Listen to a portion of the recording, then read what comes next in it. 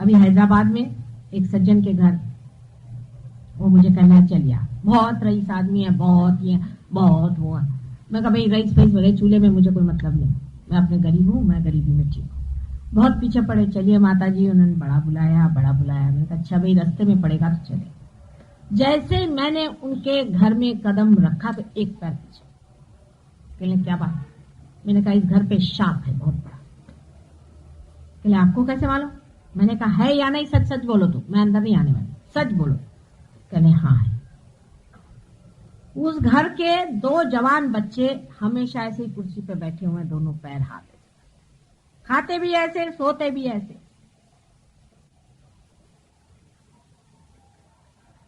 मेरे से कहने लगे कि माता जी इनको ठीक करिए। मैंने कहा बेटे मुझे क्षमा करो, मैं जा रही। वैसे ही मैं बाहर निकल आई। मैंने कहा अभी तुम वही काम कर रहे हो जो तुम्हारे पुरखों ने किया है। कहले हमारे खानदान में हमेशा 2 बच्चे ऐसे ही होते आए, तो भी आपकी नहीं बात छूटी। और इस पुष्ट में तो यही 2 बच्चे हैं, तीसरा है ही नहीं, तो इस खानदान का क्या होगा?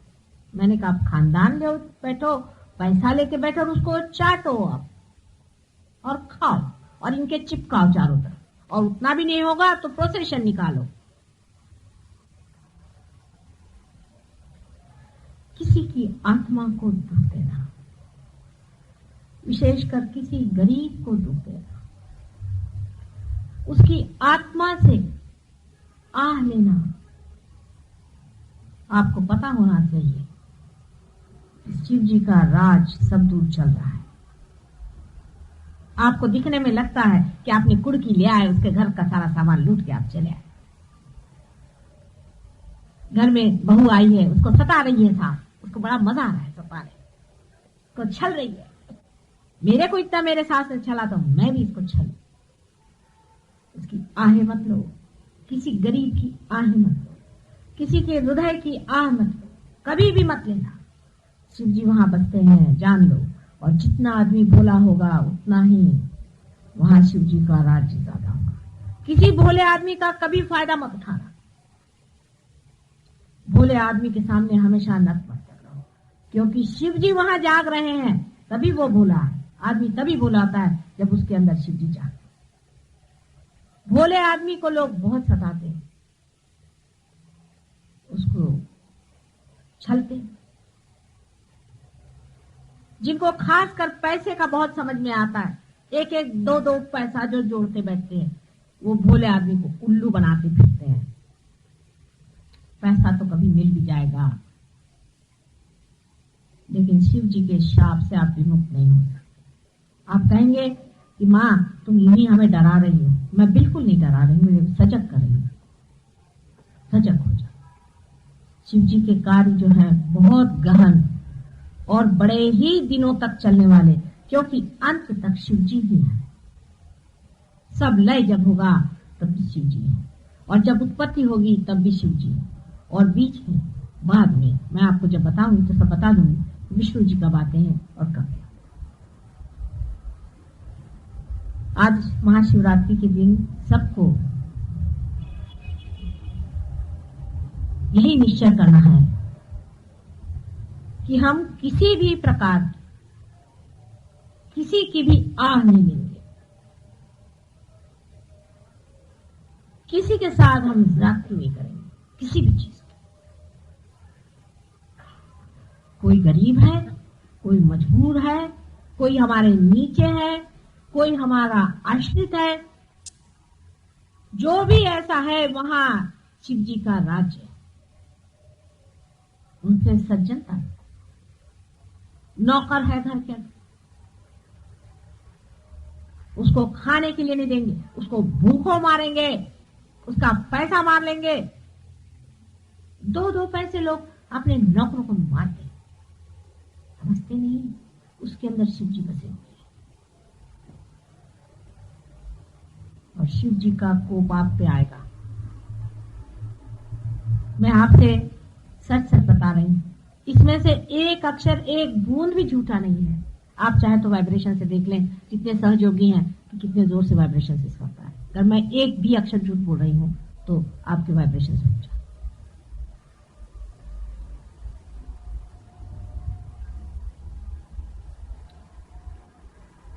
किसी के साथ ज्यादती करना शिव जी के सामने गुनाहगार होना है।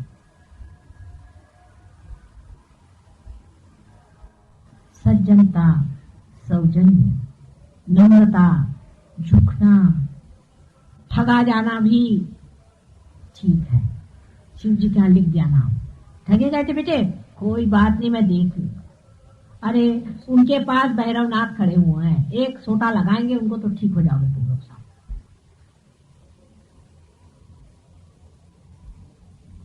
अभी भैरवनाथ के चक्कर को आप लोग समझे नहीं। वो तो एक पैसा नहीं मारते, चारों तरफ चलता है उनका सोटा, और वो इस तरह से मारते हैं कि पुष्टन पुष्ट चलता रहेगा, पुष्टन पुष्ट। उनसे हनुमान जी जरा हल्के हैं मामले में, थोड़ा बहुत ठीक है, पर भैरवनाथ जी के बीच में न जाना। इसलिए अपने से जो नीचे है, अपने से जो दलित है, अपने से जो आश्रित है, अपने ऊपर जो निर्भर है, उन सब पे रहम, उनसे अत्यंत प्रेम, कंपैशन। शिव जी को देखिए बैठे कहाँ हैं? स्मशान में, जहां कोई भी नहीं बैठ सकता, राख में बैठे। इनसे बढ़ के कम्युनिस्ट आपको कोई नहीं मिले। शादी में आए तो राख फांस गया, गले में वो सांप आप लेकर के, नंदी पे सवारी। बताइए बैल पे कोई बैठता है? भभूत लगा करके, अजीब सी शक्ल बना के, बाल बाल सब दूर से, जटाजूट, कपड़े भी खास नहीं पहने हुए, एक शेर का वो व्याघ्र चर्म पहन लिया, और उनके साथ एक से एक भूत चले आ रहे हैं। उनकी जो औरतें चली आ रही, उनके किसी के एक आंख है, किसी के दो नाक है, किसी के चार सींग है। जितने भी विद्रूप, विक्षिप्त, ताड़ित लोग हैं, जिनको कि हम नीची निगाह से देखते हैं। किसी के शारीरिक दोष होता है, उसके ऊपर हंसी करते हैं, मजाक करते हैं। कोई अगर बहरा है, उसका मजाक हो रहा है। परमात्मा का शुक्र करो जो तुम्हारे दोनों कान ठीक है। परमात्मा का शुक्र करो जो तुम्हारी दोनों आंखें ठीक है। कभी अंधे के हाथ तुमने पकड़े नहीं, उसको उल्टा धक्के देने में मजा लेते हो।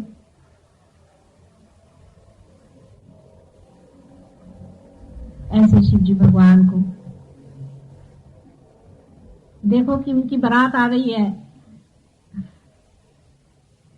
और पार्वती जी के घर के तो सब लोग बड़े बड़े हैं, विष्णु जी उनके भाई खड़े हुए हैं साथ में, सब बड़े सोफिस्टिकेटेड लोग हैं एक साइड में, और एक साइड में ये बारात चली आ रही शिव जी की। पर किसी की हिम्मत नहीं कि शिव जी को हंसे या उनके लोगों पर हंसे।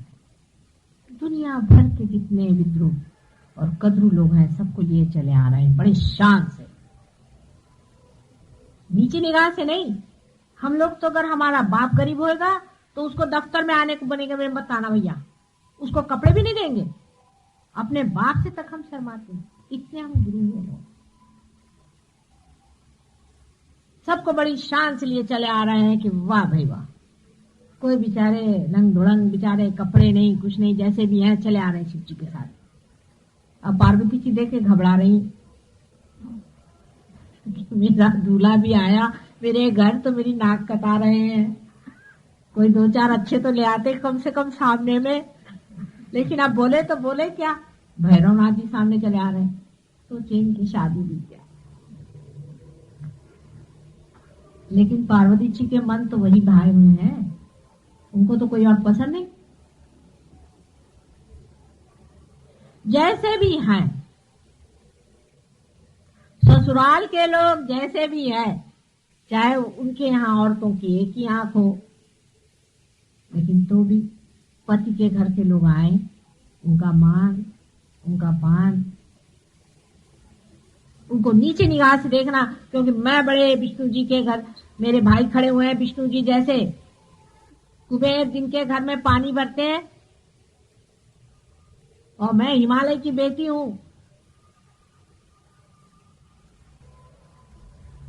ऐसे ही पार्वती जी का विचार करके हमें ये सोचना चाहिए कि संसार में जिस शिव जी को हम मानते हैं, जिनके ऊपर सारा संसार निर्भर है,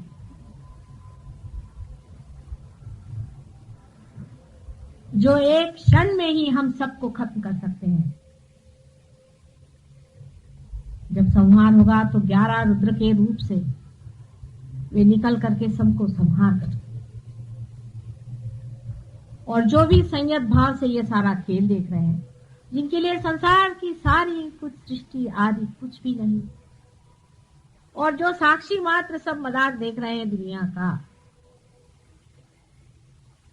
और जो हर एक भोले इंसान के हृदय में जागृत है, जिनका स्थान ही ऐसे जगह है जहां कोई भी नहीं जा सकता, बीहड़ से बीहड़, फूहड़ से फूहड़, गरीबी जिसको कहते हैं उसमें है।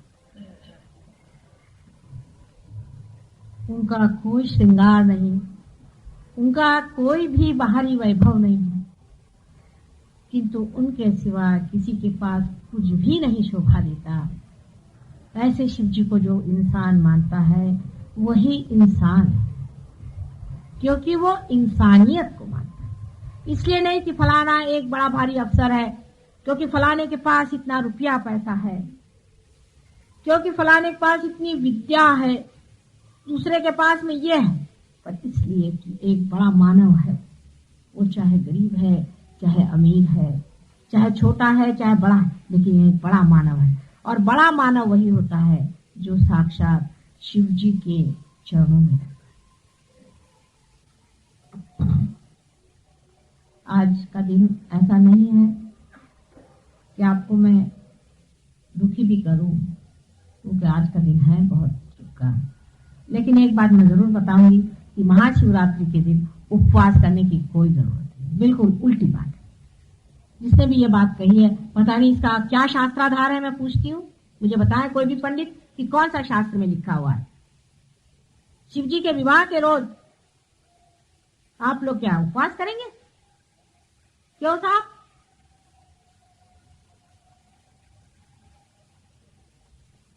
इसका कोई शास्त्राधार मुझे बताइए, मैं जानना चाहती हूँ। शास्त्र भी काफी गड़बड़ चड़बड़ कर दिए, लेकिन तो भी मैं जानना चाहती हूँ इसका क्या शास्त्राधार है कि गलत जगह पे आज तो खुशियां मनाओ, मौज मनाओ।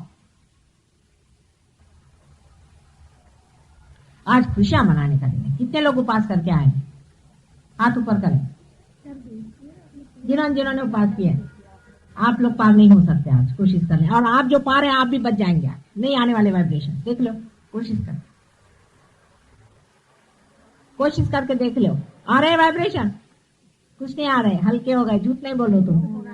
हाँ,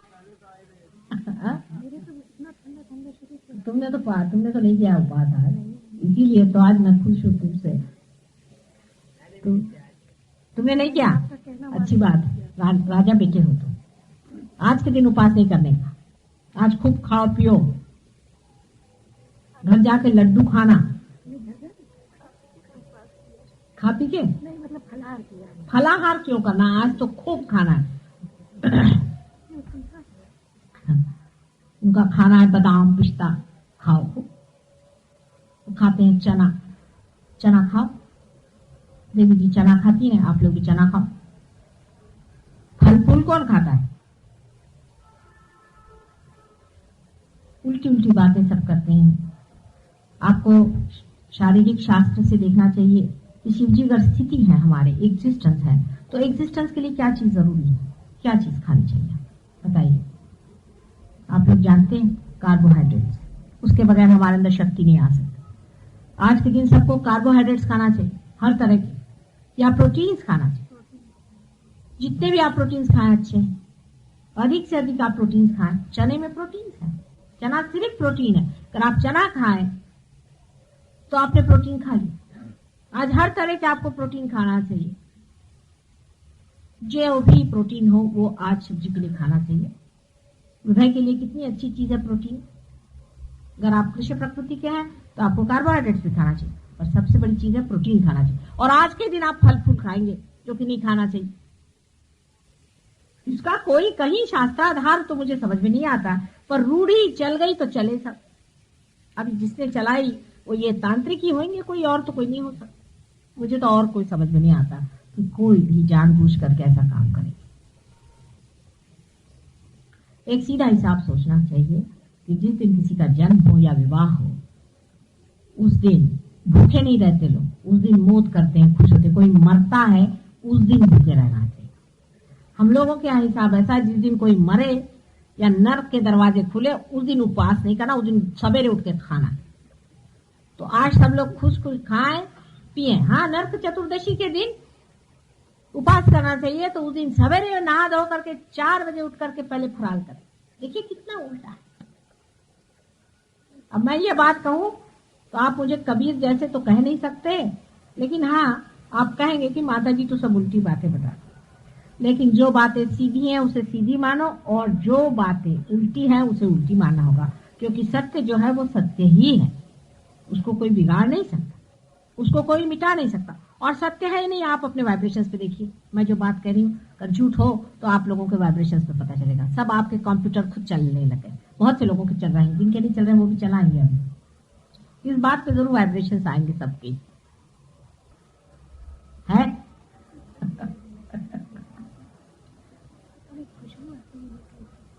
खासकर तुमने तो बहुत ज्यादा चूची का स्थान है, भोली जो हो बहुत ज्यादा।